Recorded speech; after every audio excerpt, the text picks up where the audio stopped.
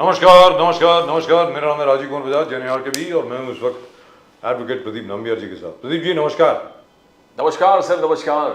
और प्रदीप जी और मैं, हम दोनों हैं कहाँ पर? नेशन नाउ पर। नेशन नाउ हमेशा हमेशा आपके साथ। आप सबको जय हिंद, जय महाराष्ट्र, जय भवानी, जय शिवाजी, वंदे मातरम। वंदे मातरम। अस्सलाम वालेकुम, सत श्री अकाल, good evening. In Chinese, ni hao, in Japanese, konnichiwa, and of course, bonsoir in French. Pradeep ji. Abaria Gochambo to viewers in East Africa, South Africa, the continent of Africa, wherever they speak Swahili.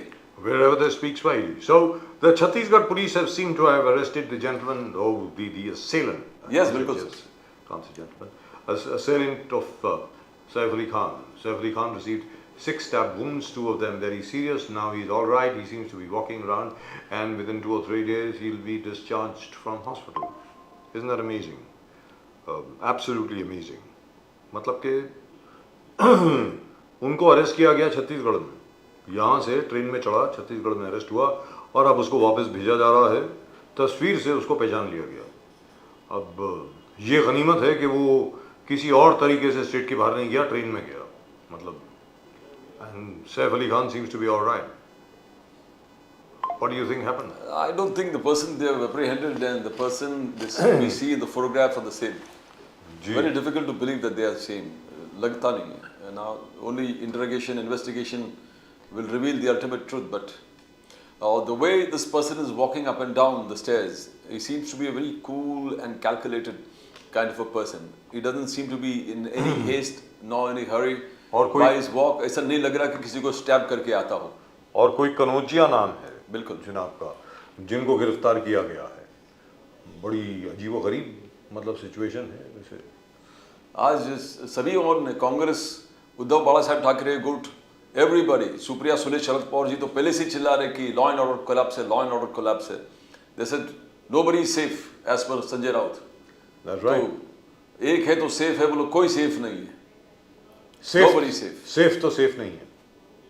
Safe नहीं है, इसमें कोई दो राय नहीं है। But in any event we had Rahul Gandhi addressing a massive rally in Bihar. बहुत बड़ी रैली को उन्होंने संबोधित किया, और फिर बस बोला कि भाई संविधान की रक्षा के लिए हम लोग खड़े हैं, बिल्कुल अपनी जान पर खेल जाएंगे, लेकिन संविधान के साथ कोई छेड़छाड़ नहीं होने देंगे। और साथ में उन्होंने ये भी कहा कि जो कास्ट सेंसस है, जातीय जनगणना है, वो बहुत बहुत ज़रूरी है। अगर वो नहीं होती है तो तकलीफ हो जाएगी पूरे देश में। बिकॉज देन आफ्टर ऑल अगर रिजर्वेशन हैं, अगर आरक्षण हैं, तो हाउ डू यू डिसाइड किसको क्या मिलना है, किसको कितनी नौकरियां देनी है, किसको वेलफेयर स्कीम्स में किन किन को आप लोगों ने इंक्लूड करना है, नहीं करना है, unless and until you know what is the caste constituent of India. मतलब ये तो अजीब है कि वी आर मूविंग ब्लाइंड। मतलब एक 1936 के जो आंकड़े हैं आज तक हम लोग उन्हीं को इस्तेमाल कर रहे हैं, and you know just making a few corrections here and there, और सामने ला रहे हैं। मतलब I think we must wake up to that. What is going on? At the moment with us, we've got a very distinguished panel indeed. Let's go to our guests. We have Nizamuddin Rahim साहब, अपने कांग्रेस के। निजाम साहब नमस्कार। नमस्कार sir. नमस्कार, बड़े दिनों के बाद। और आरजू खान साहब आरजेडी के, वो भी बड़े दिनों के बाद। आरजू खान साहब नमस्कार। नमस्कार नमस्कार, सलाम आप लोग को सब। और आरजू खान साहब कहाँ से बोल रहे हैं इस वक्त? मुझे मालूम है निजाम साहब तो अपने घर से बोल रहे हैं, मुंबई से। उनका तो एक्सीडेंट हुआ, वो तो और कहीं जा ही नहीं सकते, तो पैर में फ्रैक्चर हो गया उनका। महीना ऐसे बैठना पड़ेगा। जी जी। आरजू खान साहब आप कहाँ हैं? दिल्ली में, पटना में, कहाँ हैं? नहीं, मैं पटना में ही हूँ। आज पूरा दिन बड़ा बिजी रहा, बिजी शेड्यूल था। आज हमारा नेशनल जो है कार्यक्रम था, राष्ट्रीय कार्यकारिणी की बैठक थी जी। पूरा सुबह से लेके शाम तक, और फिर शाम को एक टीवी चैनल्स पे हम लोग बैठे, वो भी नुक्कड़ वाला डिबेट हो गया। नुक्कड़ पे खड़े करके डिबेट हुआ, और उसके बाद फिर आपके पास जुड़े। क्या बात है साहब, थैंक यू सो मच। तो सर पहले आरजू खान आपके पास, राहुल गांधी जी ने एक बहुत बड़ी रैली को संबोधित किया है आज पटना में शायद, और काफी कुछ बोले हैं। उस विषय के बारे में कुछ बोलेंगे सर आरजू खान साहब? देखिए, तो हम लोग का खुद आज बहुत बड़ा कार्यक्रम था। पूरे भारत से लोग आए हुए थे, पूरे देश से लोग आए हुए थे। राष्ट्रीय कार्यकारिणी की बैठक थी, तो हकीकत पूछिए तो मैं बहुत कम उस पर देख पाया हूँ कि क्या क्या चीजें हुई। हाँ, ये मुझे पता है कि मैं जिस दौरान मैं होटल में था, उसी होटल में राहुल गांधी जी आए थे, और तुरंत हमारे लीडर ऑफ अपोजिशन जो है आदरणीय तेजस्वी प्रसाद यादव जी, वो बाहर निकले हैं और उनसे मिले। और उस वक्त मैं होटल में ही था और उसी गेट के ही पास था मैं। जी अंदर से जब वो बाहर निकले हमारे आदरणीय नेता तेजस्वी प्रसाद यादव उनसे मिलने के लिए, तो हम भी गए थे पीछे पीछे। वेरी तो गुड वहां तक वो चीजें मालूम है सर हमको। But, और रही but बात you have a उनका, very good relationship. The relationship between Tejasvi Yadav ji and Rahul Gandhi ji is very very respectful and very good. जो मतलब देखने में जो मिलता है काफ़ी अच्छी है, जी मतलब जी आज अंडरस्टैंडिंग भी बहुत अच्छी है। लेकिन जो राहुल गांधी साहब ने कहा है और वो बार बार एको भी किया है तेजस्वी यादव साहब ने, न जाने कितनी मरतबा कि भाई जातीय जनगणना होनी चाहिए। आपको क्या लगता है आरजू खान साहब, ये जातीय जनगणना क्यों नहीं कराना चाहते? वाई? क्या क्या हो सकता है? देखिए इनको इनको डर है भारतीय जनता पार्टी डर को कि किस बात सत्ता का? में बैठ, जातीय वो उनको जनगणना डर से है। डर? मतलब मैं जी बताता हूँ, मैं उसको एक एक करके मैं बताता हूँ इनको क्यों डर है। इनको देश की एकता और अखंडता से भी डर है, क्योंकि देश में लोग अगर एक हो जाएंगे, नेक हो जाएंगे, सारे लोग एक दूसरे की मदद करने लगे, तो आगे तो इनकी सत्ता चली जाएगी। उसी तरह जिस जातीय हिसाब से जिसको ये हिंदू हिंदू करके ये वोट लेते हैं, पोलराइज करते हैं, एक दूसरे संवैधानिक पे पद पे बैठ के दूसरे लोगों को मारने का काम करते हैं, हेट स्पीचेस करते हैं, तो इन लोगों को डर लगता है कि कहीं हम जातीय जनगणना कराते हैं, जिस जिस तरीके से हमारी सरकार ने, महागठबंधन की सरकार ने बिहार में करवाया था जातीय जनगणना। इसलिए पता करने के लिए कि कौन-कौन सी जातियाँ कितनी है, उस हिसाब से वो कितनी शोषित है, वंचित है, उनको जो है मुख्य धारा में प्रदेश के लाया जाए, देश की मुख्य धारा में लाया जाए। तो फिर उनकी बातें होंगी और वो भारतीय जनता पार्टी चाहती नहीं है। वो चाहती है ऐसे ही सबको एक छड़ी से हम घुमाते जाएँ, हंटर दिखाते जाए और सर्कस के बंदर की तरह सर्कस की जैसे शेर को भी पिंजड़े में डाल के हंटर चलाते हैं और लोग अपना उससे खेल करवाते हैं, उसी तरीके का काम करना चाहती है भारतीय जनता पार्टी, इसलिए डरती है जातीय जनगणना करवाने से। आरजू, लेकिन सवाल सवाल ये है सर, सवाल ये है कि आप हर चीज के, आप जानवर तक के करवा लेते हैं कि कितने हैं, क्या है कैलकुलेशंस में, शेर कितने, बाघ कितने, चीता कितने, हिरन कितने, मोर कितने, सब कुछ आप करवा लेते हैं। तो क्या इंसानों की जातीय गणना नहीं होनी चाहिए, उनका कुछ ये नहीं होना चाहिए? आरजू खान साहब, विल कम टू कांग्रेस का एजेंडा क्लियर है, उनका रोड मैप तैयार है। जय बापू, जय भीम, जय संविधान। आज आपका राष्ट्रीय कार्यकारिणी था, आपका रोड मैप क्या है Arzoo Khan Sahab? Are you following the same agenda as the Congress या आपका एजेंडा कुछ और है? नहीं नहीं, हमारा सेम एजेंडा है। और हम देखिए आज जो है ना, दो विचारधारा है देश में, और एक विचारधारा जो हमारा इंडिया अलायंस है, जिसको हम महागठबंधन भी कह सकते हैं, अभी विधानसभा के इलेक्शन में हमारा एजेंडा साफ है कि हम अम्बेडकरवादी हैं, हम गांधीवादी हैं। और जो दूसरी विचारधारा है एनडीए के, भारतीय जनता पार्टी के सहयोगियों की, वो विचारधारा है किसके, गोडसे की विचारधारा है। और देश में जिन लोगों ने फिरंगियों का साथ दिया, अंग्रेजों का साथ दिया, उनके विचारधारा पर चलने की बात करते हैं। संविधान बदलने की बात करते हैं, हम संविधान को बचाने की बात करते हैं। तो ये आप स्पष्ट देख सकते हैं, एकदम खुला रुख है, आप देख सकते हैं। तो हमारा अलायंस जो है, इंडिया अलायंस, हम उसी गांधीवादी रास्ते पे चलेंगे, गांधी के रास्ते पे चलेंगे, संविधान के रास्ते पे चलेंगे, लोकतंत्र को मजबूत करेंगे। जी। और जहाँ तक कि दिल्ली का सवाल है, उसके ऊपर भी अगर एक छोटा सा जवाब दे दें, क्योंकि समाजवादी पार्टी हो गई, एनसीपी शरद पवार साहब हो गए, अपनी तृणमूल कांग्रेस हो गई, वो सब लोग जनाब अरविंद केजरीवाल जी को समर्थन दे रहे हैं अपना। आप किसको दे रहे हैं सर दिल्ली में?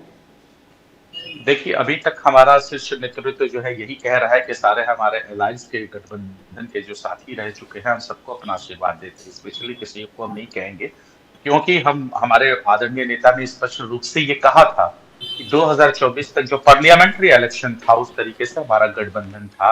लेकिन जो जो मजबूत है, जो अपने क्षेत्रीय जगहों पे जो मजबूत है, जो रीजनल पार्टी जो मजबूत है, उस रीजनल पार्टी को अपनी मजबूती के साथ लड़ना चाहिए। हम उसी बातों पे अड़े हुए हैं। जी। जो जो रीजनल्स में मजबूत है, अगर झारखंड में झारखंड मुक्ति मोर्चा मजबूत है, तो उसको विश्वसनीयता देनी चाहिए, तो उसको मतलब आरजेडी प्राथमिकता विल देनी चाहिए। सपोर्ट आम आदमी पार्टी? नहीं, हम तो कहते हैं कि जितने भी हमारे सहयोगी दल थे, हम सबको सपोर्ट कर रहे हैं। माशाल्लाह, क्या नैतिक समर्थन हमारा सबके साथ है। शरद पवार जी है, उमर अब्दुल्ला जी है, अलग अलग लोग हैं, अखिलेश यादव जी है, उन्होंने अपने क्लियर कट मत तय कर लिया है। शरद पवार जी का कहना है कि नेशनल पॉलिटिक्स में अलायंस होता है, स्टेट पॉलिटिक्स और लोकल बॉडीज में इंडिया अलायंस डजंट वर्क। उसी चीज को मैंने भी कहा सर, उसी चीज को मैंने फिर से कहा कि जो पार्लियामेंट्री इलेक्शन है, उसमें को में हमारा इंडिया अलायंस था, जैसे ही पार्लियामेंट्री इलेक्शन आएगा फिर हम लोग उसी तरह यूनाइट देखेंगे। लेकिन जब विधानसभा का इलेक्शन आता है तो जो रीजनल पार्टियां हैं जो मजबूती से अपनी दावेदारी पेश जी। करती हैं, उसको अपनी मजबूती के साथ दावेदारी पेश करनी चाहिए, रखनी चाहिए। चलिए निजाम साहब। लेकिन नैतिक नैतिक समर्थन हमारा सबके साथ है। जी निजाम साहब, जी निजाम साहब, ये बात हो रही है बार बार कि जी। साहब बीड़ में एक सरपंच का कत्ल हो गया सबके सामने, बीड़ में। और जनाब परभनी में एक वो जो बच्चा था दलित एक्टिविस्ट, उसकी पुलिस कस्टडी में मौत हो गई। उसके बाद बांद्रा में आप देख लीजिए सैफ अली खान के घर के साथ क्या हो गया। उनके ऊपर अटैक हो गया, 6 बार उनको चाकू से मारा गया। उसके पहले बाबा सिद्दीकी, आपके दोस्त, मेरे दोस्त, प्रदीप भाई के दोस्त, सबके दोस्त थे हमारे। भले ही अभी एनसीपी में चले गए लेकिन थे तो कांग्रेसी जनाब। वो तो परलोक सिधार गए। तो ये क्या चल क्या रहा है ये, मतलब और सलमान खान के घर के ऊपर गोली चल गई, ये क्या हो क्या रहा है निजाम साहब? सर इतने नहीं, शाहरुख खान के घर के बाद भी रेकी किया उसने, उसकी भी तस्वीरें जारी हुई। जी। उसके अलावा कल्याण वाला आपने देखा, कल्याण के बाद मतलब पूरे महाराष्ट्र में इस वक्त जो है लॉ एंड ऑर्डर बुरी तरह फेल हो गया है। राज्य के गृह मंत्री को समय नहीं है क्योंकि वो स्वयं मुख्यमंत्री हैं। वो स्वयं मुख्यमंत्री हैं, गृह विभाग देना नहीं चाहते क्योंकि जिस तरह से केंद्र में मोदी जी अपने जो है सीबीआई, ईडी और इनकम टैक्स का उपयोग करके बदमाशी करते हैं, वही हाल राज्य के मुख्यमंत्री का है। इसलिए गृह विभाग किसी को नहीं देते। अब वो गृह विभाग, इससे ज्यादा फेलियर क्या होगा कि बताइए, इतना सिक्योरिटी वाला इलाका और ऐसे इलाके में जाकर एक आदमी उनके यहाँ घर में घुस के और उनको चाकू से वार करता है। और चाकू आपने देखा, उसने दिखाया मुझे जो है टीवी पर कि इतना बड़ा सा है और उस आदमी के साथ इस तरह की घटनाएं होती हैं। और जो लोग इसके पीछे हैं या जिन घटनाओं को लेकर ये हो रहा है, उनके ऊपर राज्य की या केंद्र की कोई सरकार या सरकारी एजेंसियां किसी तरह कोई बात ही नहीं कर रही। तो इससे ये लगता है कि महाराष्ट्र में कम से कम, चूंकि आप बहुत सीनियर जर्नलिस्ट हैं और आपको महाराष्ट्र के एक एक इलाके के बारे में आपको अच्छे से पता है, पूरी तरह से राज्य सरकार की सारी व्यवस्था जो है वो बिल्कुल चरमरा गई है। कोई उनको सुनने वाला नहीं है। सब एक दूसरे के, तीनों ग्रुप एक दूसरे के। निजाम साहब एक चीज आपसे पूछना चाहता हूं। आप बांद्रा से बिल्कुल भली भांति वाकिफ है, एक एक चप्पा चप्पा जानते हैं, बांद्रा वेस्ट का, बांद्रा ईस्ट का, कुर्ला का, मतलब घार का, बांद्रा का बहुत अच्छी तरह जानते हैं। अब सर वो जो इलाका है वो तो बिल्कुल सड़क से लग के है। ये जो बिल्डिंग है इनकी सदगुरु श्रद्धा जो बिल्डिंग है वो, and it's a very secure building. अब ये कहना कि भाई वहां पे सिक्योरिटी लैप्स हुआ, ये हुआ, कैसे हो गया, मेरी तो समझ के बाहर है। क्योंकि वहां पर पूरी बात सुन लीजिए सर, इनके पास 4 फ्लैट है वहां पे, सैफ अली खान साहब के पास। उसके अलावा वहां पे जो बाकी 12 मंजिल की बिल्डिंग है, 12 माला की बिल्डिंग है, जैसे मुंबई में माला कहते हैं, आरजू खान साहब आपके यहाँ मंजिल कहते हैं फ्लोर को। तो मेरा ये कहना है कि वहां पर बाकी भी बहुत भारी भरकम लोग रहते हैं। कोई छोटा मोटा आदमी, मतलब मिनिमम एक फ्लैट जो है वहां पे 15-20 करोड़ का है, तो कोई छोटा आदमी तो रहता नहीं होगा वहां पे। मतलब ये हो क्या गया है। और साथ में क्राइम ब्रांच के लोगों ने ये बताया है कि बांद्रा पुलिस जो है वो 2 घंटे के बाद पहुंची है वहां पे। ये क्या हो रहा है निजाम साहब? देखिए सर, आपको बहुत अच्छे से याद होगा कि बाबा सिद्दीकी का जब मर्डर हुआ जी, आज तक जितनी रिपोर्टें आई वो कैसी हैं आपको बेहतर पता है। जी जी तो पूरा देश देख रहा है कि घटना कहाँ की है, जोड़ा कहाँ जा रहा है जी। और उनके साथ भी यही हुआ कि जब वारदात हुई उस वक्त सब गायब। यानी जो ड्यूटी पर अधिकारी था या जो ड्यूटी पर पुलिस उनके साथ सिक्योरिटी टीम थी, वो सब लापता थे, कुछ किसी काम के नहीं। और वो ऐसे टहल रहा था, उसको पकड़ के ले आके दे दिया क्योंकि ये 5 साल में छूट जाएगा। ये सब जो है सरकार की सारी जानकारी, पुलिस की नाकामी, पुलिस जवाबदारी लेना चाहिए था। पुलिस कैसे कह सकती है कि हम बांद्रा में 2 घंटे लेट में पहुंचेंगे? हम रोज दावा कर रहे हैं कि हम डिजिटल दुनिया में पहुंच रहे हैं, हमारे पास दुनिया के सबसे बेहतरीन इक्विपमेंट लाए जा रहे हैं। वो इक्विपमेंट खाली बीजेपी वालों के लिए लगाए जा रहे हैं। अरे sir, Bandra waste police station जो है निजाम साहब और आरजू साहब, बांद्रा वेस्ट पुलिस स्टेशन जो है प्रदीप जी, अगर लीलावती हॉस्पिटल पे कोई चल के भी जाए तो 10 मिनट में पहुंच जाएगा। 10 मिनट दूर तो है वहां से। बिल्कुल। निजाम साहब, ये क्या हो रहा है? देवेंद्र फडणवीस जी ने कहा एक ऐसे इंसिडेंसेस को लेकर आप पूरे स्टेट के लॉ एंड ऑर्डर को प्रश्न नहीं लगा सकते। लॉ एंड ऑर्डर ठीक चल रहा है, इन्वेस्टिगेशन ठीक चल रहा है, आरोपी पकड़ा जाएगा, इन्वेस्टिगेशन होना चाहिए, इन्वेस्टिगेशन के लिए वक्त देना चाहिए। आप एकदम नतीजे पर पहुंचते कि लॉ एंड ऑर्डर कोलैप्स हो गया, लॉ एंड ऑर्डर कोलैप्स हो गया। बोले nothing of that order, state में सब ठीक है, फडणवीस जी का कहना है। आप इसको पॉलिटिकल कलर दे रहे हो उसको, निजामुद्दीन जी। पॉलिटिकल नहीं नामबियार जी, इससे बड़ा झूठा मुख्यमंत्री राज्य में आज तक पैदा नहीं हुआ। जो वो कहता है उसका उल्टा सब होता है।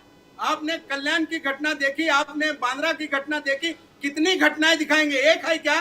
ऐसे 100-150 घटनाएं हुई हैं जब से सरकारें बनी है। आप छोटी बड़ी घटनाओं को पुलिस के स्टेटमेंट मंगा लीजिए, आरटीआई किसी कार्यकर्ता को बोलिए, आपको निकाल के दे देगा। इससे बड़ा झूठा और क्या हो सकता है कि राज्य में मुख्यमंत्री का पता ही नहीं वो दिल्ली मुंबई कहाँ घूम रहे हैं और इस तरह की घटनाएं हो रही हैं। आके मीडिया में बयान दे देना, नेतागिरी मत करो, दूसरे दल के लोग बात मत करो, तो बात कौन करेगा? जब राज्य की सरकार फेल है तो तभी विपक्ष बात करेगा ना। अब तो विपक्ष भी महाराष्ट्र में मजबूत नहीं है जिसको आप झूठ बोल सके। सारा तंत्र तुम्हारे पास है, केंद्र की सरकार तुम्हारे पास है, राज्य की सरकार तुम्हारे पास है। दोनों डीजी तो अपनी मर्जी का डीजी जिसको इलेक्शन कमीशन ने हटा दिया था, उस डीजी को लाके तुमने फिर बैठा दिया। राज्य में आप किस तरह की पुलिसिंग व्यवस्था कर रहे हैं, उसके बावजूद आप जो है ये कह रहे हैं साहब इस पर मत बात करिए। बदलापुर में सरकार ने स्ट्रॉन्ग रवैया अपनाया, अपना स्ट्रॉन्ग आर्म ऑफ लॉ दिखाया, मगर आपने सरकार पर आलोचना करना शुरू कर दिया। हैबिचुअल क्रिमिनल था वो, हैबिचुअल सेक्सुअल ऑफेंडर था, उसको जहां पहुंचाना था सरकार ने पहुंचा दिया। वहां भी आप सरकार पर आलोचना करने लगे कि ये नहीं करना चाहिए था, वो नहीं करना चाहिए था। ऐसा है नामबियार जी, ये लोकतांत्रिक देश है, किसी क्रिमिनल को गोली मार देना ये हल नहीं है। सच्चाई सामने लाकर उसको सजा दो, अगर वो सजा का मुस्तहक है तो फांसी चढ़ाओ उसको। ये कोई सजा का नहीं है कि मैंने उसको पकड़ा और रास्ते में इनकाउंटर कर दिया। ये देश का संविधान नहीं कहता, ये देश की अदालतें नहीं कहती। ये अगर तरीका अपनाया गया तो जो इनके भ्रष्ट नेता हैं जिन्होंने तमाम दर्जनों अपराध किए हैं उनको शूट कर दो। क्यों नहीं करते शूट? अगर आप एक चीज है सर, कराइए। एक चीज है सर, जो रश्मि शुक्ला जी की आप बात कर रहे थे कि रश्मि शुक्ला जी जिनको ये इलेक्शन कमीशन ने हटाया था और उसके बाद वापस लेके आ गए उनको, अब she has been replaced by Sanjay Verma ji. Sanjay Verma ji नए डीजी बन गए हैं सर आज से, डायरेक्टर जनरल पुलिस। लेकिन आपने देखा कि किस तरह की मतलब घटना है वो। नहीं, मैं वैसे ही जानकारी दे रहा हूँ सर, मैं जानकारी दे रहा हूँ, आपको भी मालूम है, मुझे भी मालूम है, आरजू साहब को भी मालूम है, प्रदीप जी को भी मालूम है, सारे दर्शकों को मालूम है हो क्या रहा है। इसमें कोई छुपाने वाली बात नहीं। निजामुद्दीन जी, हैबिचुअल क्रिमिनल्स को strong arm of law, Badlapur जैसे एनकाउंटर्स अगर होता है तो एक भय का वातावरण होता है क्रिमिनल्स के मन में। बदलापुर के बाद कल्याण में भी वही रेप हुआ, मगर वहां पर फिर पुलिस जो स्ट्रॉन्ग आर्म ऑफ लॉ उसको नहीं अपनाया, बिकॉज विपक्ष आवाज करने लगे कि ये कैसा होगा, ये राइट हैंड से मारा था। हम कह रहे हैं कि अगर क्रिमिनल, बड़ा क्रिमिनल घूम रहा है तो किसका फेलियरिटी है? अगर आपके पास आपकी सीआईडी, सीबीआई, आपकी एलआईओ, लोकल इंटेलिजेंसिया अगर मजबूत है तो क्रिमिनल बाहर क्यों घूम रहा है? उसको उठा के जेल में डालिए ना। 50 धाराएं आपके पास हैं, 50 बहाने आपके हैं उसको जेल में रखने का। निजाम साहब उपयोग कर रहे हैं आप। अभी आप देखिए, आपने बाबा सिद्दीकी का भी इशू आया जी, तो जी। बाबा सिद्दीकी के मर्डर का बिल जिसके ऊपर आप फाड़ रहे हैं वो जेल में कहाँ है? उसने बाकायदे पत्रकारों को बुलाकर वो अगर इंटरव्यू करता है, किसकी फेलियरिटी है? अपोजिशन की, राहुल गांधी की, तेजस्वी यादव की। लेकिन इसके ऊपर अभी तक, लेकिन निजाम साहब और आरजू साहब दोनों, पहले निजाम साहब, उसके बाद मैं चाहूंगा कि आरजू साहब इसके ऊपर कमेंट करें। भले ही वो बिहार में है, but it concerns him also. Baba Siddique की मौत के लिए एक शख्स हैं, लॉरेंस बिश्नोई करके एक शख्स हैं, जिनको जिम्मेदार ठहराया जा रहा है कि ब्रेन उनका है, ये सब उन्होंने किया है। सर वो साबरमती जेल में है। अब साबरमती जेल से वो कैसे प्लानिंग कर रहे हैं? क्या उनके पास मोबाइल फोन है? क्या उनके पास इंटरनेट फोन है? क्या उनके पास सैटेलाइट फोन है? क्या है उनके पास? मतलब ये हो क्या रहा है? नंबर एक। नंबर दो, सर पूरी बात सुन लें, दोनों सवाल सुन लें इकट्ठे, फिर इकट्ठे जवाब दें। दूसरा, बीड़ के ऊपर जहां पर संतोष देशमुख जी का मर्डर हुआ और उसके बाद अभी वो वाल्मीकि कराड़ साहब को अरेस्ट कर लिया गया है, और धनंजय मुंडे के ऊपर निशाना धनंजय मुंडे, अरेस्ट किया गया है वाल्मीकि कराड़ को। लेकिन परभनी के ऊपर सारी पार्टियां चुप क्यों हैं, कांग्रेस को छोड़ के? मतलब कांग्रेस के राहुल गांधी जी खुद गए वहां पे परभनी में, और मुझे याद नहीं आता और कोई बड़ा नेता वहां पे गया हो। तो ये क्या विडंबना है सर? क्यों? क्योंकि एक तरफ दलित है और दूसरी तरफ संतोष देशमुख था। अब आप बोले सर, निजाम साहब। देखिए, जब तक देखिए सत्ता जिसकी है वो आदमी उसी से जुड़ा हुआ है जी। और आप दूसरी भी घटनाओं में आप जाइए, जैसे आपको याद होगा वो अयोध्या वाले सांसद जो उसमें थे, लेडीज के परेशान करने में हमारी खेल कूद की बहनों के साथ, जी। उनके साथ क्या हुआ? केंद्र में देखिए उन्होंने कुछ नहीं किया। अगर सरकार की जवाबदारी बनती थी कि जिस दिन ये घटना हुई और उसके बाद हंगामा हुआ राज्य में, उसी दिन उनको मुंडे का इस्तीफा ले लेना चाहिए था। उन्होंने मुंडे का इस्तीफा लेने के बजाय, एक शख्स दिल्ली जाता है, दिल्ली जाके गृह मंत्री को मिलता है, उनसे पूछ के रिटर्न आता है और यहाँ स्टेटमेंट दे देता है कि नहीं साहब उनके इस्तीफे की जरूरत नहीं है। तो माहौल खराब करने का काम, माहौल बिगाड़ने का काम सरकार खुद कर रही है। अगर सरकार के एलआई तीनों, उनमें से कोई किसी ने अपराध किया है या अपराधी को मदद किया है, यही तो है ना अपराध के बढ़ाने और साजिश करना। अगर वो शामिल हैं तो इस्तीफा लेकर उन पर मुकदमा दर्ज करो। अगर वो सिर्फ साजिश में शामिल नहीं है तो जब सारा राज्य कह रहा है, सारे राज्य की घटनाएं उनकी पार्टी के नेता भी कह रहे हैं, तो उसका इस्तीफा लो, उसके बाद जांच हो जाने के बाद फिर बनाओ। सरकार तो आपको चलानी है ना, लेकिन आप लोगों को बेवकूफ कब तक बनाएंगे? एक घटना का विषय नहीं है। आज राज्य का कोई जिला आपका सुरक्षित नहीं है। आप अगर सुरक्षित है तो आप बताइए, शाहरुख खान के घर रेकी हो रही है, सलमान के यहाँ फायरिंग हो गई, सलमान के यहाँ वो अपने घर में खुद का बुलेट प्रूफ जैकेट लगा रहे हैं शीशे। अब जो है सैफ खान इतना सिक्योरिटी के अंदर, उसके बाद उनको मार दिया जा रहा है। बाबा सिद्दीकी मार दिए जा रहे हैं। कल्याण घटना हो रही है, थाने में घटना हो रही है, मुंबई में घटना हो रही है। तो सर परभनी का बताएं, परभनी में बाकी सब क्यों नहीं गए? परभनी में कांग्रेस को छोड़ करके बाकी सब क्यों नहीं गए? और अभी भी कांग्रेस बड़ी ढीली दिख रही है वहां पे, क्योंकि एक दलित कुमार है इसलिए। पूरी ताकत के साथ कांग्रेस इस विषय को लेकर लड़ रही है और लड़ती रहेगी। अभी आप देखिए, ये मीडिया के कुछ लोग हैं जो बिकाऊ मीडिया वाले हैं, जिनको आप भी अच्छे से जानते हैं, उनके बारे में बहुत सारे शब्द हैं। वो कितना भी उलटफेर कर लें, इंडिया गठबंधन की जो ताकत है जिसमें ये सारे लोग हैं, ये सब छोटे मोटे चुनाव में लोगों को उलझाकर उनके दिमागों में ये डाला जा रहा है कि ये टूट जाएंगे, ये इधर जाएंगे। कोई कहीं नहीं जा रहा है। यही लोग हैं जो इंडिया गठबंधन में है, रूल ऑफ लॉ फडणवीस जी है और वो कर रहे हैं। फडणवीस जी कहा कि rule of law has been imposed. मैंने कानून का सख्त रूल अपनाया, रूल ऑफ लॉ सब जगह अपनाया। भीड़ में हुआ, परभणी में हुआ, जहां जहां चाहिए एसआईटी लॉन्च किया, जुडिशियल कमीशन बिठा दिया, 3-3 इन्वेस्टिगेशन, लोगों ने जो मांग किया 3-3 इन्वेस्टिगेशन चालू कर दिया। तो कहा कानून में कहा, बदलापुर में हमने उनको पहुंचा दिया जहां पहुंचाना चाहिए। ऐसा है कि आप कमीशन किसके लिए बिठा रहे हैं? उस आरोपी के लिए। उसके पीछे जो काम कर रहा है वो कौन है? उसके लिए कौन सी एसआईटी बिठा रहे हैं आप? मुंडे की गिरफ्तारी के लिए क्या कर रहे हैं आप? मुंडे के इस्तीफे के लिए क्या कर रहे हैं आप उसकी बात करिए ना। ये तो अपराधी है, इसको पैसा दे के ले आओ। आप किसी को पैसा दे दो, भाई जाओ इसको गोली मार के आ जाओ। लेकिन जिसने पैसा दिया है या जो उसके पीछे साजिश कर रहा है, उसको उसके खिलाफ कौन सी एसआईटी बिठा रहे हैं फडणवीस जी? और आज तक, और प्रदीप जी ये सवाल ज्यादातर आप पूछते हैं, आज गलती से मैं पूछ रहा हूं, प्रदीप जी माफ कीजिएगा।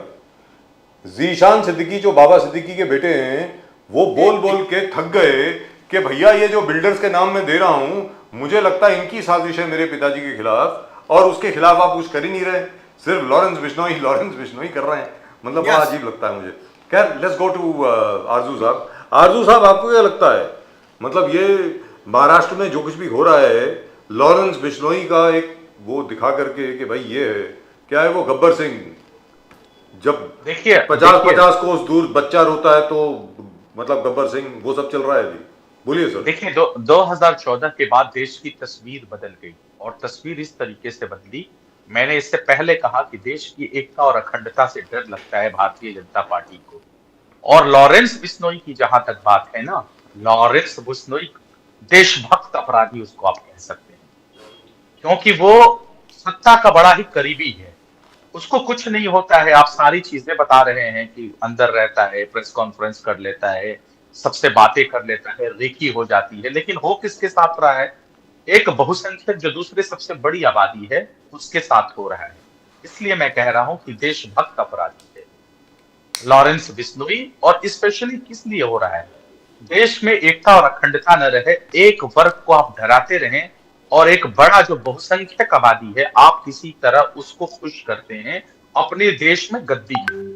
और उस गद्दी के लिए आप किसी भी हद तक जा सकते हैं। मैं फिर से वो बात दोहराऊंगा, जैसे ही 2024 के इलेक्शन में 60 सीटें क्या घटी, भारतीय जनता पार्टी के उसके साथ दांव पे लग गई। तो जाहिर सी बात है कि अपनी शाख को बचाने के लिए वो ध्रुवीकरण करेगी, और वो ध्रुवीकरण हिंदू मुसलमान से ज्यादा नहीं कर सकती है। और उसी का एक अंश है, उसी का एक हिस्सा है Lawrence Bishnoi. I want to ask you Arjun Khan Sahab, Nitish Kumar ji क्या 3C जो बोलते थे, 3C क्राइम, करप्शन, कम्युनलिज्म, क्या कंट्रोल में है? बीच में यही तेजस्वी यादव जी ने और लालू यादव जी ने उनको आमंत्रण भी दिया था कि ऐसे लग रहा था कि नीतीश कुमार जी फिर इस तरफ आने वाले आपके तरफ, मगर क्या हुआ? ये दौड़ क्या चल रहा है? Means what is the reality? असलियत क्या है?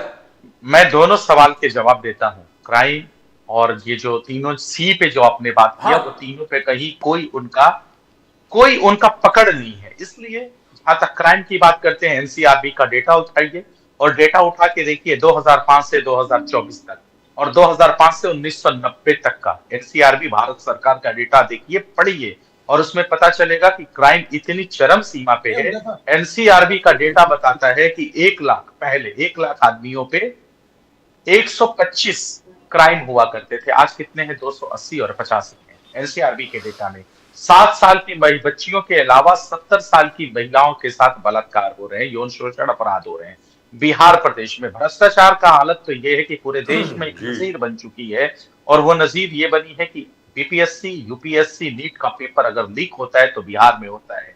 और वो लीक कहां से होता है? पता चलता है कि प्रदेश के जो मुखिया हैं, मुख्यमंत्री हैं, आदरणीय नीतीश कुमार चचा जी, उन्हीं के गृह जिले से होता है, संचालित इसको किया जाता है। और उन भ्रष्टाचार इतनी गहरी अपनी पकड़ बना चुका है कि बिहार प्रदेश में शराब बंद है, लेकिन पता नहीं कौन से वो लोग हैं जो सरकार के संरक्षण पे पूरे बिहार प्रदेश के गली गली में शराब बिचवाते हैं। छोटे बच्चों को डिलीवरी बॉय बना चुके हैं। 500 की दिहाड़ी पे मजदूरी कर रहा है युवा बिहार प्रदेश का बच्चा, और वो शराब की डिलीवरी कर रहा है। और आज तक बिहार सबसे बड़ा, अगर पूरे देश में पलायन का केंद्र बना हुआ है तो वो बिहार है। तो ये कहना कि तीनों C के उनका कंट्रोल है, कहीं से कतई उनका कंट्रोल नहीं है। पुल पुलिया आपने देखा, पूरे देश में एक नजीर बना, पूरे देश में अगर कहीं ज्यादा पुल पुलिया गिरे तो बिहार प्रदेश में गिरे। तो इनकी साखें गिर गई और इनका विकास जो है ना सिर्फ ऐसे ही फाइलों में है। और इनका इतना जबरदस्त विकास है कि बिहार के चूहे 35 से 40 हजार लीटर शराब पी जाते हैं, और वो शराब लैब टेस्ट में जो जाता है 100 ml 200 ml से काम चल जाता है। वहां हजारों लीटर प्रदेश के मुखिया रखवाते हैं और 35 से 40 हजार शराब पीकर चूहों का विकास हो जाता है। तो ये सब कहना कि इनका तीनों चीजों पे अंकुश है, एकदम नहीं है। रही बात, आपने कहा कि उनको हम आने के लिए कहते थे, आदरणीय तेजस्वी प्रसाद यादव ने कहा कि वो हमारे पिताजी हैं, हम उनको समझाते रहते हैं। और उन्होंने तो हमेशा से बड़ा दिल दिखाया है। जब ये कह रहे थे कि हमको भारतीय जनता पार्टी दबा रही है, परेशान कर रही है, तो हमने उनको शरण दिया था। और आज तो हम कह रहे हैं कि हमें टायर्ड मुख्यमंत्री की कोई जरूरत नहीं है, थके हारे मुख्यमंत्री की जरूरत नहीं है। लेकिन पता नहीं क्या परेशानी है भारतीय जनता पार्टी, जो कहती है कि विश्व की सबसे बड़ी पार्टी है, लेकिन 42 नंबर सीट वाले की बैसाखी का सहारा बिहार में बनती है। लेकिन डर ये भी है कि कहीं एकनाथ शिंदे महाराष्ट्र तो नहीं हो जाएंगे नीतीश कुमार, उन्हीं के अगर इंडिया अलायंस में रहते हैं तो सबसे बड़ा सवाल ये है। तो क्या ये पेपर लीक का जो, सॉरी प्रदीप जी, yes. ये पेपर लीक का जो मैटर है बहुत ज्यादा सीरियस है सर। ये बार बार जो पेपर लीक होता है, और एक रैंकिंग के मुताबिक मैं अभी पढ़ रहा था, बिहार में there are about 25 major universities, 25 के करीब मेजर यूनिवर्सिटी हैं शायद आपकी, जहां तक मैं जानता हूँ। और उसमें से 3-4 जो हैं वो तो बहुत जबरदस्त हैं सर, उनका तो इतिहास बहुत ही लंबा है। You had major scholars, world renowned, internationally recognized scholars who have come out of all these universities including scientists. तो उस बिहार का क्या होगा? एक ज़माने में बिहार जो था, मतलब ज्ञान के लिए, नॉलेज के लिए, विद्या के लिए जाना जाता था। मैं कोई 60-70 साल पहले की बात कर रहा हूँ। अभी क्या होगा उसका, ये जरा बताइए। देखिए हमारे आदरणीय नेता लालू प्रसाद यादव ने 5 यूनिवर्सिटीज अपने वक्त में दिए थे, वो 5 यूनिवर्सिटी कई टीवी चैनलों पे दिखाए गए कि उनका बद से बुरा हाल है। इसकी सरकार में है भारतीय जनता पार्टी के डबल इंजन की सत्ता सरकार, जनता दल यूनाइटेड की सरकार में है। हमारे आदरणीय नेता लालू प्रसाद यादव ने 3-3 रेल कारखाने दिए बिहार में, जिससे युवाओं का पलायन कुछ हद तक रुक गया था। उसके बाद कितनी फैक्ट्रियाज बनी, और ये तो इतना मतलब ये डबल इंजन की सरकार ने अपनी शाख पे दाव पे मतलब बट्टा लगा लिया है, इतना अपना शाख गिरा लिया है कि ग्रेजुएशन का जो डिग्री होता है 3 साल में नहीं या 6 और 8 साल में मिलता है, कितने तो अभ्यर्थियों को, छात्रों को जो है उनका सर्टिफिकेट भी नहीं मिल पाता है, वो खो जाता है। ये हकीकत है बिहार प्रदेश में। तो कितना मतलब आप समझिए कि एजुकेशन से कितना बड़ा सिस्टम जो है एजुकेशन के साथ सौतेला व्यवहार कर रहा है। और यही नहीं, आपको मैं बता दूं कि इंटरमीडिएट में जो लड़का 23 से 24 लाख जो लड़के जो इंटरमीडिएट का जो ये करते हैं, एग्जाम देते हैं, उसके बाद जब वो ग्रेजुएशन करते हैं तो मात्र बिहार सरकार के पास 6 लाख सीटें हैं। तो आपके पास जो बच्चे जो पास आउट करके निकलते हैं वो अदर स्टेट में चले जाते हैं। आपने सीट भी नहीं बढ़ाया कि बिहार का बच्चा बिहार में ग्रेजुएशन कर सके इंटरमीडिएट की। लेकिन यहाँ तो पर एक ये चीज आपको हालत जानना है। चाहता हूं, वो आंकड़े तो हैं सर। ये आपसे मतलब अगर आप बिल्कुल सच्चाई से बोलें, दिल पे हाथ रख के, वैसे सच्ची बोलेंगे आप, क्यों आप गलत बात तो बोलेंगे नहीं, प्रदीप जी और निजाम साहब दोनों, आपको याद होगा नालंदा यूनिवर्सिटी को लेकर के नरेंद्र मोदी जी ने बहुत बड़े बड़े फंक्शन भी किए, क्लेम्स भी किए, अलग अलग जगह से पूरी दुनिया से न जाने कितनी डोनेशंस आई, क्या क्या मिला नालंदा यूनिवर्सिटी को। तो अभी उसका हाल क्या है सर? ये सवाल हमसे है? सवाल आपसे है सर। अच्छा सर, मैं नालंदा यूनिवर्सिटी की बात कर रहा हूं। देश अगर आज तक अगर कोई सबसे पहले जो प्रधानमंत्री देश के मंचों से जो बोलते थे उसको सही मान लिया जाता था, लेकिन आज हकीकत यह है कि जो देश के प्रधानमंत्री बनते हैं उसको झूठ मान लिया जाता है। तो देश के प्रधानमंत्री आए 125 लाख करोड़ का पैकेज दिए, फिर 56,000 करोड़ का पैकेज दिए। तो सबसे बड़ा सवाल तो यह है कि भारतीय जनता पार्टी और डबल इंजन की सरकार बताए कि वो पैसे गए कहाँ। न बिहार में उद्योग धंधे स्टार्ट हुए, न कोई उद्योग लगा, न ही कोई आपने बेहतर रोड मैप बनाया, किसी चीज में विकास हुआ नहीं। तो ये पैसे फिर गए कहाँ? और मोदी जी ऐसे ही बोलते रहते हैं कि हम इतना दे देंगे, इतना दे देंगे। हकीकत यही है कि उनका झूठ का है, प्रोपगंडा फैलाते हैं, बहुत आसानी से बड़ी कॉन्फिडेंट के साथ झूठ बोलते हैं। और हम यही कह सकते हैं कि इस देश के सबसे बड़े कोई अगर झूठ बोलने वाले प्रधानमंत्री हैं तो आदरणीय नरेंद्र मोदी जी हैं। उनके बाद अब यकीन नहीं है। आरजू खान साहब, मैं पूछना चाहता हूं कि मोदी साहब और सऊदी अरेबिया गवर्नमेंट के साथ जो हज एग्रीमेंट है वो बीजेपी कह रहा है कि बहुत लैंडमार्क एग्रीमेंट है।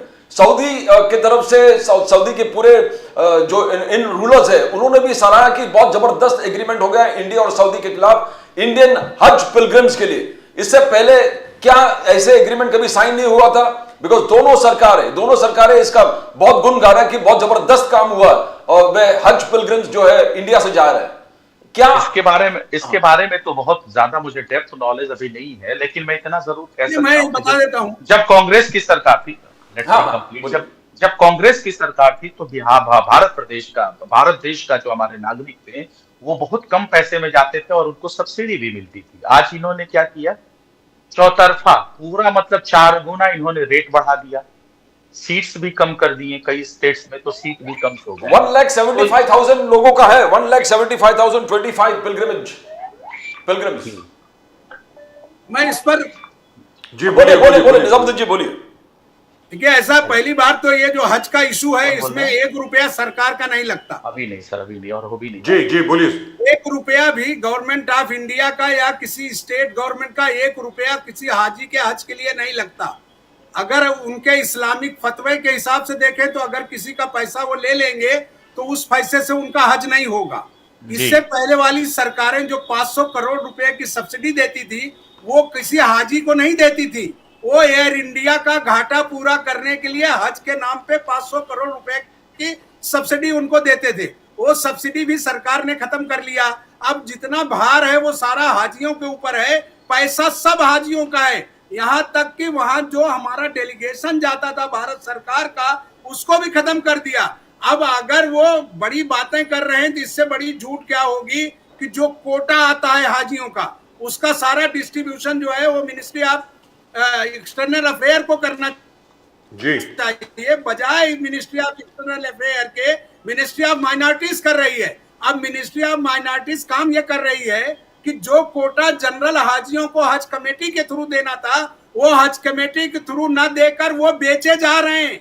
वो जो है रिजिजू जो हमारे मंत्री हैं, वो मुंबई के बड़े बड़े ट्रेवल एजेंटों को पैसा देके कोटे की सीटें बेच रहे हैं। सर, आपको जितने उदाहरण चाहिए, मैं हाजियों के नाम के साथ, मैं सरकार को पहले भी बहुत लड़ा हूं हज के इशूज को लेकर। मैंने बहुत सारी लड़ाई मुख्तार अब्बास के जमाने में भी लड़ा, उसके अलावा हज हाउस के कई मुद्दों को लेकर लड़ा। पूरी हिस्ट्री आप देखिएगा। 1,75,000 जो है मंत्री जो हाजियों के कोटे को प्राइवेट करके बेच रहा है और वो बेच के पैसा ले रहा है, तो इससे ये जाहिर हो गया कि जो हज 2-2.5 लाख में होता था, आज जनरल हज 8 लाख में है। और जो बड़ी क्वालिटी, मतलब क्वालिटी हज तो सब एक ही है, लेकिन जो सुविधा के नाम पे पैसा वसूल रही है वो 14 लाख रुपए तक बड़ी बड़ी एजेंसियां मुंबई की, जिन्होंने इनको पैसा दे के कोटा लिया है, उस कोटे से अपने हाजियों को भेजेंगे। आप सर्वे कराइए, इनके मुंह में कालिक पोतना चाहिए कि ये पैसा आपका नहीं है, निजामुद्दीन जी, पैसा हाजी देता है। 1,75,000 1,75,025 पिलग्रिम्स का डील हो गया कि यहाँ के 1 लाख, तो क्या है सबसे बड़ा फिगर है? 1,75,000 डील हो गया। सरकार का क्या है नंबियार साहब, इसमें गवर्नमेंट ऑफ इंडिया का क्या है? ये सरकार खेल है पैसे का। देखिए, हाजी जो है पूरा पैसा अपना दे रहा है, हज करने जा रहा है, वो पूरा पैसा गवर्नमेंट ऑफ इंडिया को भरता है। अब वो आप उनको पूछिए कि 1,25,000 या 1,75,000 में कौन सा न्यूज़ बोले डील कर रहे हैं और आप प्राइवेट वालों को कितना दे रहे हैं? आप देखेंगे कि 50% से ज्यादा हाजी प्राइवेट टूर के थ्रू जाएगा, जिसका कैश माल, नकद जिसको बोलते हैं, जिसको रिश्वत बोलेंगे, वो इनके खाते में आएगा। और भारत सरकार की जो एजेंसी हज हाउस है वो भी प्राइवेट है, क्योंकि उससे भी इनका कोई संबंध नहीं है। वो पैसे में भी इनका घपला है। आपको बिल्कुल एजेंसियों के नाम के साथ बताता हूं कि किन किन एजेंसियों को इन्होंने मुंबई में हज का कोटा बेचा है। आप आके सर्वे करिए। ऐसे राज्य के, ऐसे केंद्र के मंत्री को शर्मानी चाहिए तो कि ये आरजू खान साहब क्या कहेंगे आप इसके बारे में? लोग हज करने जा रहे हैं। आरजू खान साहब जी, जो निजामुद्दीन साहब ने कहा एकदम सही कहा है। वो चीज मैंने भी पहले कहा था कि ये डबल 4 गुना पैसा ज्यादा लेते हैं हमसे, हज करने के लिए ये वसूलते हैं। तो ये इन लोगों का यही चेहरा है, बड़ी बड़ी बातें करते हैं, झूठ परोसते हैं, बड़ी कॉन्फिडेंट के साथ झूठ बोलते हैं और बड़ी एश्योर होकर ये झूठ बोलते हैं, और यही इनकी पहचान है राष्ट्रीय भारतीय जनता पार्टी की। और तो यहाँ पे गलती तो आप लोगों की है ना सर। आप दोनों पार्टियां जो हमारे सामने अभी बैठी हैं, अगर मान लीजिए आपकी बात मान ली जाए, जैसे निजामुद्दीन साहब ने कहा, ये बड़ी सीरियस बात है कि हज का कोटा जो बेचा जा रहा है ट्रैवल एजेंट्स को, पहले भी होता था, ऐसी बात नहीं कि पहले नहीं होता था, पहले भी होता था। पहले थोड़ा था सर, मालूम है सर, पहले बहुत थोड़ा था। अरे सर मालूम है, इसके ऊपर हम लोग बहुत स्टोरी कर चुके हैं। आज की तारीख में अगर ट्रैवल एजेंट्स जो हैं वो कंट्रोल कर रहे हैं कि हज का कोटा कैसा जाएगा, यहाँ तो मुझे लगता है कि जैसे कांग्रेस हो गई या आपकी आरजेडी हो गई या टीएमसी हो गई, ये जितनी भी पार्टीज हैं या डीएमके हो गई, इन सब लोगों को इसके ऊपर आकर के जो असलियत है, जो अभी निजाम साहब ने बात करी है, वो सामने रखनी चाहिए। आरजू खान साहब, आपको लगता नहीं कि यहाँ जरा सी तनिक आप लोगों से भूल हो रही है कि आप लोग आप एकदम सही कह रहे हैं। और हम लोग विपक्ष के नाते, देश में जहां भी हम लोग विपक्ष में हैं, विपक्ष के नाते हम लोग किसी भी प्रदेश से अगर बिलोंग करते हैं तो उनकी जुबान, नाक, कान सब कुछ है, तो हम जरूर इसको रखेंगे, मीडिया के पटल पे रखेंगे, सरकार के कानों तक ये हमारी आवाज जाएगी। इसके लिए हम आपको एकदम आश्वस्त करते हैं। हम हर मुद्दे पे बेबाकी से अपनी बात को रखते हैं और आगे भी रखते रहेंगे। Arzoo Khan Sahab, I want to come to a different topic. जो लालू प्रसाद यादव जी जयप्रकाश नारायण मूवमेंट से निकला हुआ, एक जबरदस्त संघर्ष करते हुए, पॉलिटिकल स्ट्रगल से निकले हुए, तो आज ही सीन इमरजेंसी देखा था लालू प्रसाद यादव जी ने, और संघर्ष भी जबरदस्त तरीके से किया था। Probably he was in arrest also Jayaprakash Narayan movement में। मगर आज बीजेपी ने हाईलाइट कर दिया है कि इंदिरा गांधी जी ने आर्टिकल 356 प्रेसिडेंट्स रूल, एक ही दिन में 7 सरकार को उन्होंने डिसमिस कर दिया in a single day, dismiss 7 governments in a day. BJP ने तारीख भी बता दिया, 17 फरवरी 1980।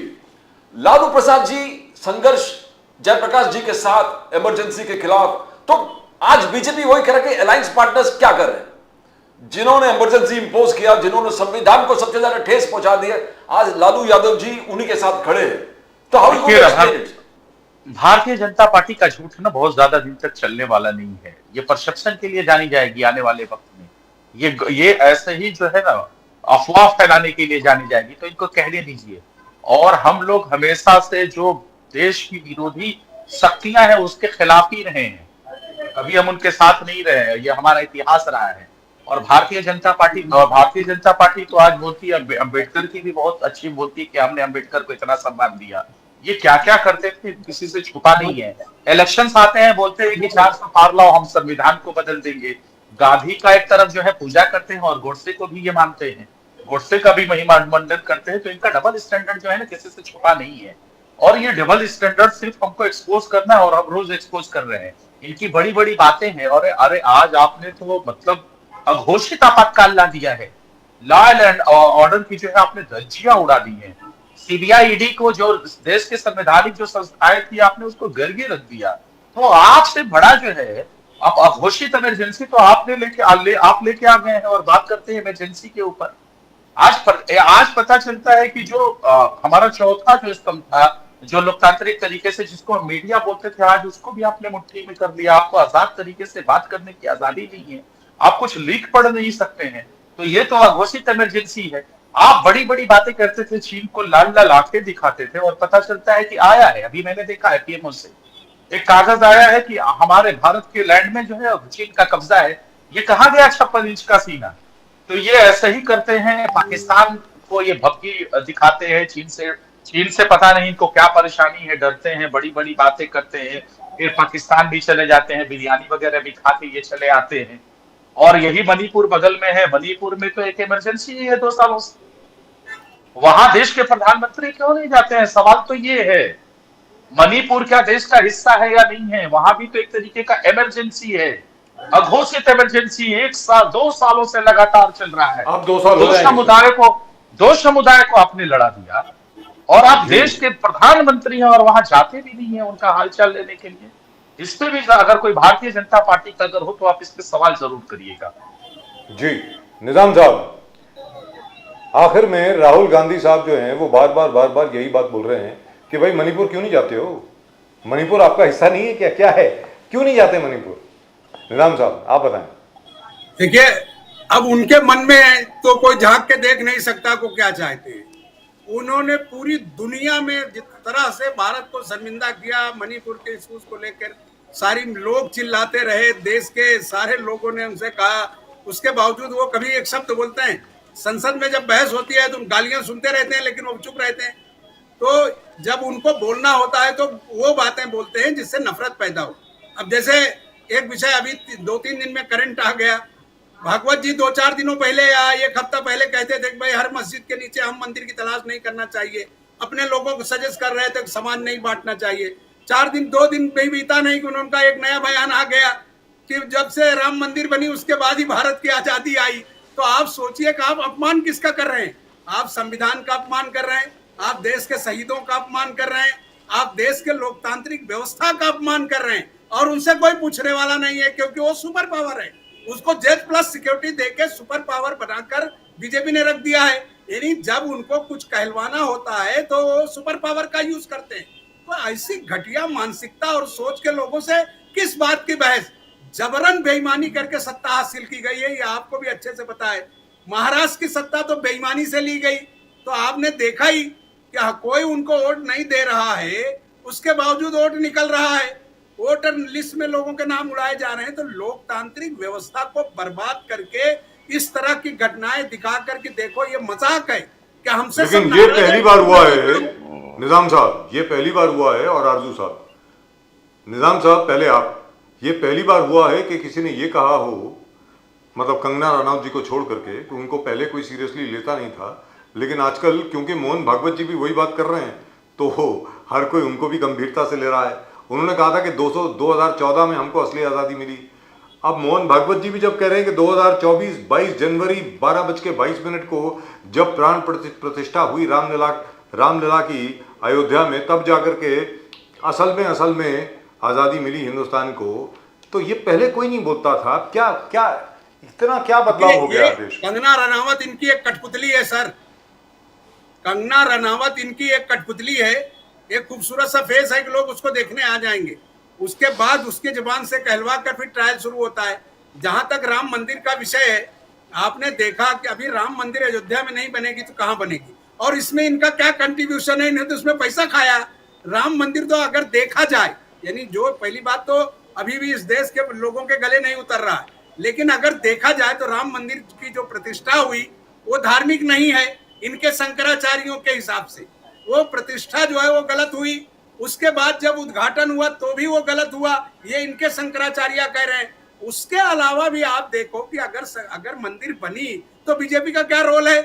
पूरा रोल तो जो है वो हमारे सुप्रीम कोर्ट ऑफ इंडिया का है, और जिन लोगों ने उसके बारे में जजमेंट दिया, उस जजमेंट के बदले उनको क्या क्या मिला ये पूरा देश देख रहा है। बट निजामुद्दीन जी, मोहन भागवत जी उस चीज का हाईलाइट कर रहे कि 500 साल का संघर्ष लगा, 500 साल का संघर्ष लगा। जो एक हिस्टोरिकल प्लेस ऑफ वर्शिप था उसको सही लोगों को लौटाने में 500 साल का संघर्ष लगा, उस चीज को हाईलाइट कर रहे थे। प्लेस ऑफ वर्शिप 500 साल पहले नहीं बना, नेहरू जी के बाद बना। दूसरी चीज आपको आज एक और बता दूं कि जहां राम मंदिर बनना था वहां नहीं बनी।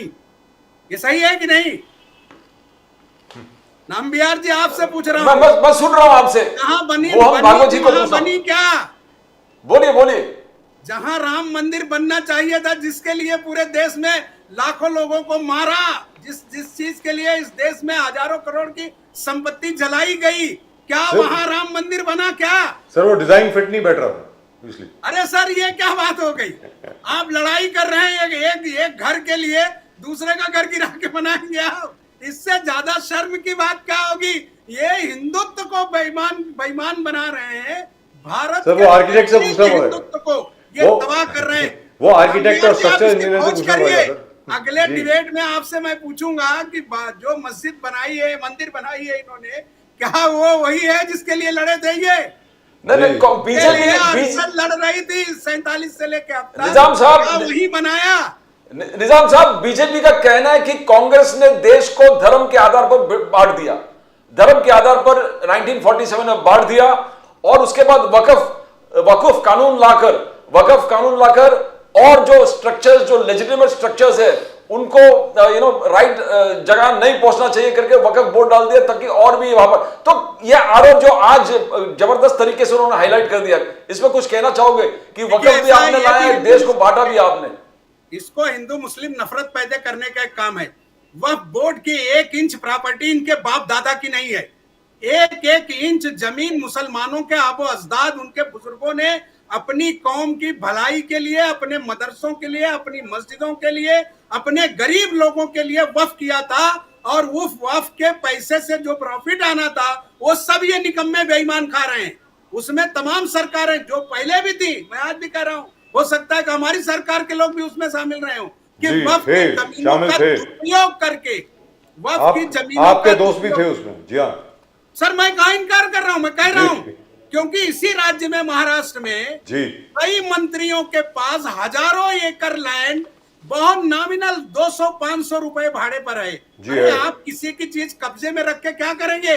भारत ऐसा नहीं था जो अभी हुआ है जी। आप किसी की जमीन को जबरन कब्जा करना, अब आप अगर कोई विषय आ गया तो आप उसको बर्दाश्त करना नहीं चाहते, और खास करके मुसलमानों का विषय है। आप जितनी बड़ी घटनाएं हो रही हैं उसकी तरफ आप आंख उठा के देखने की आप में दम नहीं है, और खाली मुसलमान टारगेट पर मिल गया है, आप उसको बेवकूफ बनाते रहिए। राइट। आरजू खान साहब, वक्फ पर जिस दिन ये बहस करेंगे ये बर्बाद हो जाएंगे। जी आरजू खान साहब, मोहन भागवत जी के ऊपर ये झूठे लोग हैं और मुसलमानों की जमीनों को हड़प कर बेवकूफ बना रहे हैं। जैसे मैंने अभी आपको एक ही कहा कि अगर ये सत्यता है तो आप पता कर लीजिए। निजाम साहब इसके ऊपर तफ्तीश करेंगे।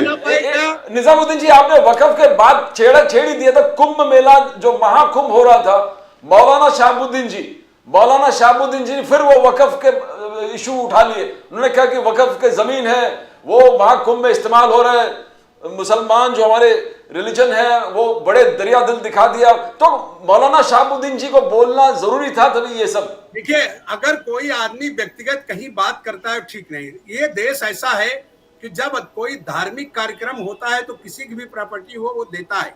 आपको बांद्रा में याद होगा, स्वर्गीय बाला साहब ठाकरे जिंदा थे, मुसलमानों का एक बहुत बड़ा इज्तिमा हुआ था और जिस जमीन पर हुआ था वो बीएमसी की लैंड थी और वो लैंड ऐसी थी जहां हम आप कुछ कर नहीं सकते थे, पूरी खाड़ी थी। लेकिन मुसलमान के उन जमात के लोगों ने पूरी खाड़ी को पाट कर एक शानदार नगर बनाया पूरा।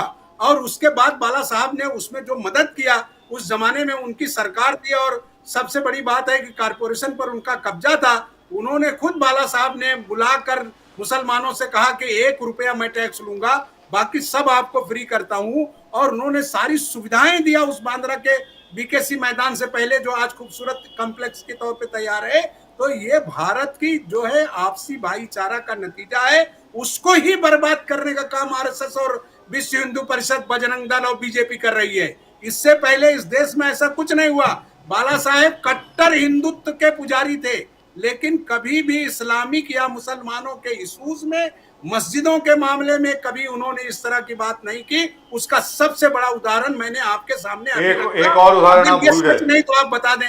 एक और उदाहरण भूल गए निजाम साहब जी आरजू खान साहब, आप भी जरा सुने, आप बॉम्बे से नहीं है। बॉम्बे में एक जगह है हज house.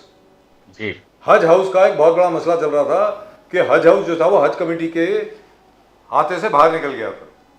It was not with the हज कमेटी, हज हाउस।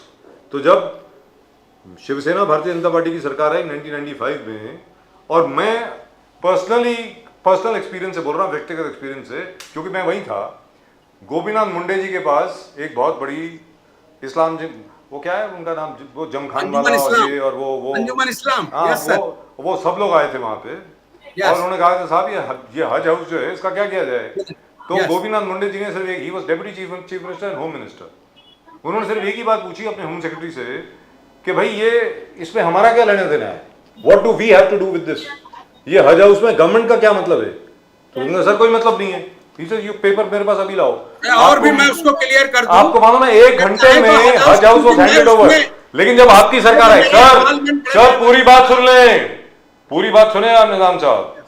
1999 में आपकी सरकार आई, एक बार फिर सरकार ने उसको अपने कब्जे में ले लिया। अब बोलिए आप। चलिए, मैं ये कह रहा था उस जमाने में पुलिस कमिश्नर जो थे आरडी त्यागी यहाँ के पुलिस कमिश्नर थे, और गृह मंत्री थे हमारे जो है ये अपना गोपीनाथ मुंडे, गोपीनाथ मुंडे जी, उनको बढ़िया ईश्वर जगह दे।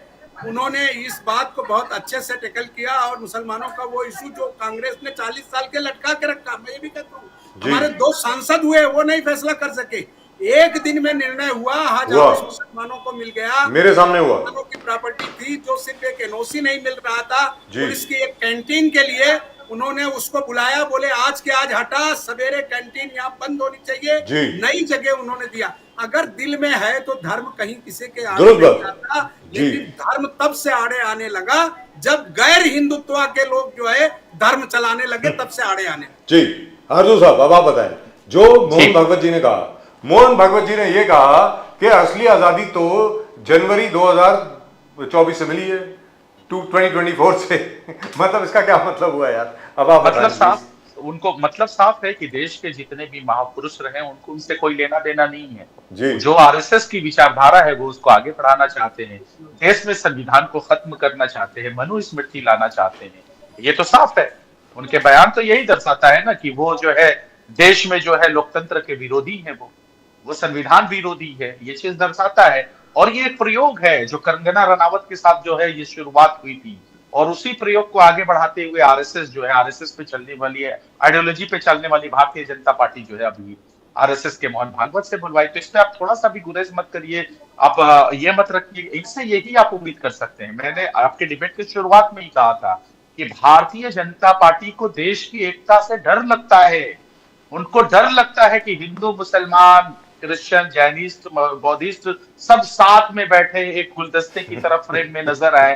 इनको डर लगता है, इसलिए इनको डर लगता है कि इनकी सत्ता छिटक जाती है। जब देश का मुसलमान हिंदू जब एक साथ बैठता है तो क्रिश्चियन ईसाई बुद्ध बौद्धिस्ट सब एक साथ बैठते खाते हैं। तो इसलिए इस विचारधारा को ये नया नया भक्त पैदा कर रहे हैं, जिनको हम बिहार में गोबर भक्त कहते हैं। और गोबर भक्तों की थोड़ी सी है तादाद भी ज्यादा हो गई है, और वो इस टाइप के अंधभक्त हो चुके हैं कि इनको एकदम आंख बंद करके ब्लाइंड सपोर्टर है मान लेते हैं और चल देते हैं। लेकिन हकीकत पूछिए तो होता क्या है, वो मानने वाले जिन ओबीसी और दलित लोगों को ये चक्कर पढ़ाते हैं कि सारे लोग हिंदू है, हकीकत यही कि उनके चेहरे के ऊपर पेशाब करवाते हैं, अगर वो घोड़ी पे बैठ जाते हैं तो गोली मरवा देते हैं, अपने कुएं से पानी नहीं पीने देते हैं। ये है इनकी विचारधारा। आज तक तो ये बात है ना कि आरएसएस के मोहन भागवत जी के अंदर कोई भी स्वयं संघ में आज तक कोई दलित क्यों नहीं बना, अध्यक्ष क्यों नहीं बना, ये सारे सवालात हैं। कोई महिला भी नहीं बनी, कोई महिला भी नहीं बनी, तो ये सारे सवालात है, और ये इसी तरीके पे ले जा रही है देश की एकता और अखंडता से इनको खतरा है, इसलिए इस तरीके के नफरती फरमान। हाउ डू यू सी अर्जुन खान साहब, मौलाना शहाबुद्दीन के स्टेटमेंट को आप कैसे देखते हो? महाकुंभ 80 बीघा जमीन वक्फ बोर्ड का था, हम तो how do you see that? Is he an RSS agent? क्या आरएसएस के एजेंट है वो, और योगी जी को और प्रोत्साहित कर रहे हैं? नहीं, मैं इससे बढ़ के दूसरे तरीके से मैं इसका जवाब देता हूं। देखिए, देश में आज तक यही चलते आया है कि हिंदू मुसलमान का अगर कोई कार्यक्रम होता है, अगर मुसलमान उस गांव में ज्यादा है तो वो हिंदुओं के लिए जगह देता है, हिंदू अगर कहीं ज्यादा है, मुसलमानों का अगर कुछ होता है, आज भी होता है। मेरे गांव के बगल में मैं एक बात बताता हूँ, वहां बहुत कम है मुसलमान लोग और सबसे ज्यादा राजपूत कास्ट के और ब्राह्मण कास्ट के लोग रहने वाले हैं। मेरे गांव से 20 किलोमीटर दूरी पे। मुहर्रम के दिन मैं जब गया था वहां पे, कुछ लोगों ने हमको बुलाया, मैं मुहर्रम के दिन गया, मैंने पूछा क्या मामला है। उन लोगों ने कहा कि ये लोग हमको पैसा देते हैं और कहते हैं कि तुम मुहर्रम का ताजिया उठाओ, हम लोग भी उसमें शरीक होंगे और हम लोग भी देखेंगे। बाकायदा हम लोग कमजोर हैं, ये लोग मजबूत हैं, हमको पैसा देते हैं, डोनेट करते हैं कि तुम अपना मुहर्रम ताजिया मनाओ। तो देश में लोग इस तरीके से देश की मिट्टी से एक दूसरे से लोग जुड़े हुए थे। ये क्या चाहते हैं कि सारे लोग जुदा हो जाए और ये शासन और सत्ता पे कब्जा करे। बहुसंख्यक आबादी को हिंदू हिंदू करके ये खुश करना चाहते हैं, और जिस दिन बहुसंख्यक आबादी अपनी जिम्मेदारी ले लेगी, इंसानियत तय करेगी, उस दिन इनकी गद्दी चली जाएगी। Right, gentlemen, thank you very much. Very sorry, we apologize for the fact that the spokesperson from the BJP could not join us today. जी, निजाम साहब आप कुछ बोलना चाह रहे थे? जी। नहीं सर, बस हो गया। थैंक यू वेरी मच, बहुत बहुत धन्यवाद आपका हमारे साथ जुड़ने के लिए। ये सबका देश है और इसी तरह इस देश के साथ हम लोग मोहब्बत करें, प्यार करें और प्यार से इसको आगे बढ़ाएं, मुझे ऐसा लगता है। Thank you so much gentleman, नमस्कार, धन्यवाद। Well, there is no fun really. I mean, we should have had a BJP spokesperson, but she didn't join. So I hope they join tomorrow. Yes. That's all that we can say, or on Monday. That's all that we can say. But the fact is that as far as the Hajj is concerned, there is the government, both governments are praising it. You don't expect the Congress to praise it really. You don't expect anybody else to say, hey, we could have done it, but we didn't. And I am really and truly pleased about the fact that Nizamuddin साहब appreciates what Gopinath Munde did at that time. लेकिन उन्होंने एक चीज़ नहीं बताई, 40 साल से वो मामला लटका रहा, लेकिन प्रदीप जी जैसे ही कांग्रेस एनसीपी की सरकार वापस आई वो मामला फिर लटका दिया उसको। मतलब क्या बताएं? I know you always tell this. This is one of the examples that you always say. मैं कहता हूँ 2 घंटे के अंदर अंदर गोपीनाथ मुंडे जी ने साइन करके फाइल पे एक दिन लग गया, शाम तक हज हाउस हज कमेटी के हाथ में आ गया। 40 साल तक वो वैसा का वैसे ही बना हुआ था वहाँ पे, and the bureaucrats were enjoying themselves. मतलब हद होती है यार। और उसके बाद फिर दोबारा बिल्कुल वैसे ही लटका दिया गया। अभी उसकी स्थिति क्या है मुझे मालूम नहीं है, I'll have to check. Well, that's just about it in tonight's show.